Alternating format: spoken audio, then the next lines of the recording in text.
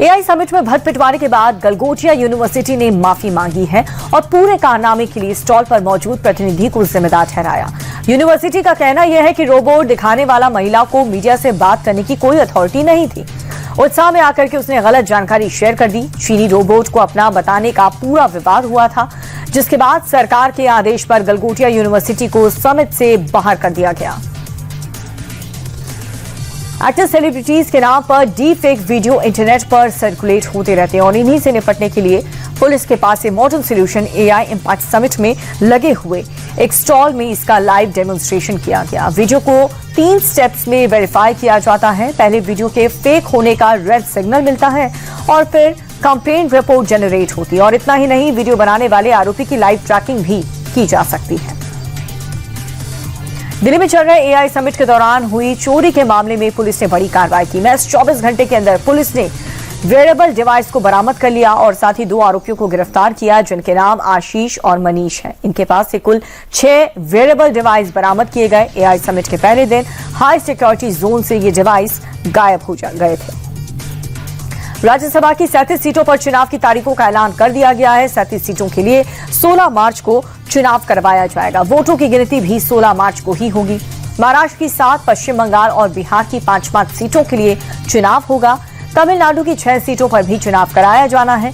शरद पवार, रामदास अठावले, कनिमोझी, तिरुचि शिवा राज्यसभा के उपसभापति हरिवंश का कार्यकाल 2 अप्रैल को खत्म हो रहा है। एमपी की मोहन सरकार ने 4,38,317 करोड़ का अब तक का सबसे बड़ा बजट पेश किया है। वित्त मंत्री जगदीश देवड़े ने सबसे बड़ी घोषणा महिलाओं को लेकर के की।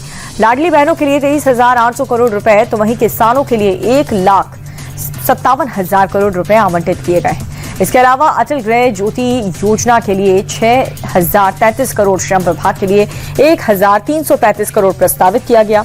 8वीं तक के बच्चों को टेट्रा पैक दूध मुफ्त मिलेगा।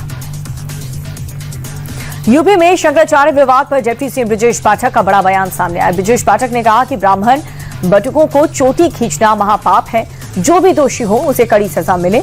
और इससे पहले डिप्टी सीएम कृष्ण प्रसाद मौर्य ने भी प्रयागराज माघ मेले की घटना के लिए स्वामी अभी मुक्तेश्वरानंद से माफी मांगी।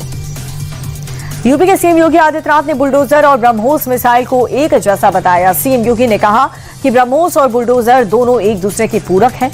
ब्रह्मोस भारत के सामरिक शक्ति का प्रतीक है, जिसे देश के दुश्मन भय खाते हैं। वहीं बुलडोजर को उन्होंने यूपी की प्रगति और ताकत का प्रतीक बताया। सीएम योगी ने कहा कि बुलडोजर अवैध निर्माण गिरने के साथ साथ माफिया प्रवृत्ति को भी कुचलता है। नोएडा सेक्टर 63 में एक घर में सिलेंडर ब्लास्ट के बाद अफरा तफरी मच गई। वीडियो में छत पर लोगों की भीड़ दिख रही है। आसमान में हर तरफ धुआं छाया है और इसी बीच सीढ़ियों के सहारे 15 लोगों के रेस्क्यू को लेकर के मशक्कत चल रही है। लीकेज के बाद हुए सिलेंडर ब्लास्ट में ये लोग घर में फंस गए। दमकल के पहुंचने पर सभी का रेस्क्यू हुआ और आग भी बुझा दी गई। यूपी के संभल में जिला अस्पताल जंग का अखाड़ा बन गया। ये वीडियो देखिए, दोनों ही पक्ष कैसे एक दूसरे पर टूट पड़े। जिसके हाथ में जो भी आया वो उठा करके दूसरे पर वार कर दिया। महिलाएं एक पुरुष के बाल खींच रही हैं, 2 महिलाएं जमीन पर गिरी हुई हैं। दरअसल राशन कोटे को लेकर 2 परिवारों के बीच झगड़ा हुआ। 7 महीने से मायके में रह रही पत्नी को लेने हॉस्पिटल पहुंचते पति पर ससुराल पक्ष ने हमला कर दिया। पुलिस के पहुंचने पर हालात काबू में आए। संभल में तेंदुए के आतंक से गांव वालों के बीच दहशत बन गई है। वन विभाग की टीम तेंदुए की तलाश कर रही है। सिरसानाल गांव में लोग अपने घरों में ही डर के साए में जी रहे हैं। नहर पर काम कर रहे लोगों ने सबसे पहले तेंदुए को देखा, जिसके बाद वन विभाग की टीम ने घेराबंदी की। खेत में तेंदुए के पैर में निशाना बनाया गया और वन विभाग की टीम ड्रोन की मदद से तेंदुए का पता लगा रही है। खेत में पिंजरे में बकरी को भी रखा गया, जिससे बकरी की आवाज सुन करके तेंदुआ उसकी तरफ आए और उसे पकड़ा जा सका। डायरेक्टर रोहित शेट्टी के घर पर फायरिंग मामले में मुंबई क्राइम ब्रांच को एक बड़ी सफलता हाथ लगी है। पुलिस ने मुख्य शूटर के पास से वारदात में इस्तेमाल हथियार को बरामद कर लिया। हथियार को जब्त करने के बाद फोरेंसिक के पास भेज दिया गया। आपको ये भी बता दें कि फायरिंग केस में मुख्य आरोपी को पुलिस हरियाणा लेकर के गई थी, जहां से हथियार की बरामदगी कर ली गई है। पंजाब में आम आदमी पार्टी के एक और सरपंच का कत्ल हो गया है। तरन तारण के मौजूदा सरपंच हरविंदर सिंह एक मैरिज सेरेमनी में शामिल होने के लिए गए थे और तभी अज्ञात शूटर्स ने गोली मारकर उनकी हत्या कर दी। 3 हमलावरों ने वारदात को अंजाम दिया और इस हमले में सरपंच के रिश्तेदार को भी गंभीर चोट आई। बताते चले कि जनवरी में भी आम आदमी पार्टी के एक सरपंच की इसी अंदाज में हत्या हो गई थी।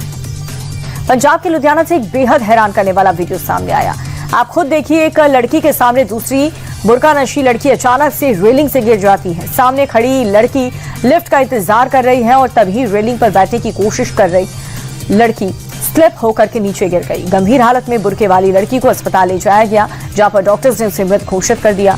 फिलहाल पुलिस सुसाइड के एंगल से इस पूरे मामले की जांच कर रही है। छत्तीसगढ़ के रायपुर में रोजगार की मांग को लेकर के B8 पास कैंडिडेट्स ने जम करके प्रदर्शन किया और इस दौरान पुलिस ने प्रदर्शनकारियों को रोकने की कोशिश की, लेकिन गुस्साई भीड़ मौके पर डटी रही, जिसके बाद पुलिस ने वाटर कैनन का इस्तेमाल किया और कई कैंडिडेट्स को हिरासत में ले लिया गया है। मध्य प्रदेश के गुना में तेज रफ्तार ट्रक ने जम करके कोहराम मचाया। सीसीटीवी में दिख रहा है कि कैसे मक्के से लदा हुआ ट्रक एक के बाद एक कई गाड़ियों को टक्कर मार रहा है। बेकाबू ट्रक के आतंक से इलाके में अफरा तफरी मच गई। ट्रक ने बैक टू बैक 3 मोटरसाइकिल को रौंद दिया। हादसे में एक शख्स की मौके पर मौत हो गई, जबकि 4 घायल हैं। फिलहाल पुलिस ने ट्रक को सीज कर लिया, लेकिन ड्राइवर अब भी फरार है। हैदराबाद में एक महिला सॉफ्टवेयर एम्प्लॉय की हत्या से इलाके में सनसनी मच गई। महिला के एक्स हस्बैंड पर इस वारदात को अंजाम देने का शक है। जानकारी मिल रही है कि महिला का एक्स हस्बैंड उसके घर पर घुसा। चाकू और पेट्रोल कैन लेकर के घुसे शख्स ने घर में आग लगाने की धमकी दी।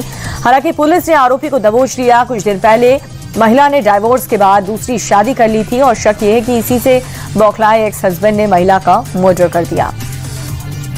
केरल में सड़क पर चलती बस में अचानक से आग लग गई। बस में आग लगने से पहले धुआं उठा और फिर आग फैल गई। यात्रियों ने दरवाजा जाम होने के बाद लात मार करके तोड़ा। यात्री और स्टाफ की सूझबूझ से लोगों को बचाया गया। आसपास के दुकानदारों ने फायर एक्सटिंग्विशर से आग बुझाई। बस में आग लगने का कारण डीजल पाइप फटना बताया जा रहा है। घटना का वीडियो सीसीटीवी में कैद हो गया। स्टाफ और आसपास के लोगों की सूझबूझ से एक बड़ा हादसा टल गया। नोएडा सेक्टर 63 में सिलेंडर ब्लास्ट के बाद मकान में भयंकर आग लग गई।